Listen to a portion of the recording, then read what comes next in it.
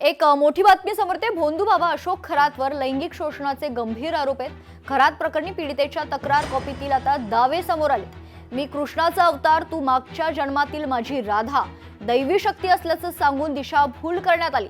पीडिताचं म्हणणं आहे 1 नोव्हेंबर 2022 पासून 2025 पर्यंत पीडितेचं वारंवार लैंगिक शोषण केल्याचा खरातवर गंभीर आरोप आहे। पतीच्या निधनाची भीती दाखवून आरोपीनं महिलेवर अत्याचार केल्याचा दावा आहे। स्वतःकडे दैवी शक्ती असल्याचं सांगून खरातनं पीडितेची दिशाभूल केली। धार्मिक विधीच्या नावाखाली पीडितेला गुंगीकारक पदार्थ खायला दिले असा देखील आरोप या पीडितेनं केलाय।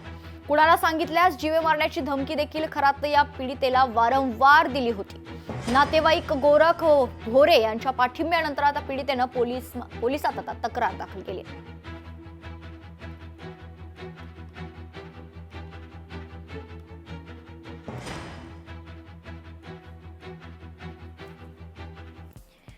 तर पीडितेनं तक्रारीत काय सांगितले ते ऐकूयात। नोव्हेंबर 2022 पासून वारंवार लैंगिक शोषण सुरू होतं। पतीच्या निधनाची भीती दाखवून या पीडितेवर वारंवार अत्याचार करण्यात आलाय। दैवी शक्ती असल्याचं सांगून दिशाभूल करण्यात आली। धार्मिक विधीच्या नावाखाली गुंगीचं पदार्थ दिलं। कोणाला सांगितल्यास जीवे मारण्याची धमकी देखील खरातनं या पीडितेला दिली होती।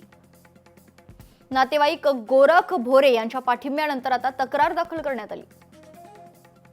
मी कृष्णाचा अवतार आहे, तू राधा असं कॅप्टन म्हणायचं असं देखील या पीडितेने सांगितलंय।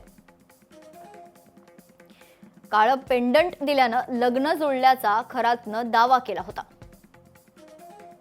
लग्नानंतर आशीर्वाद घेण्यासाठी बोलावून अत्याचार केल्याची देखील माहिती।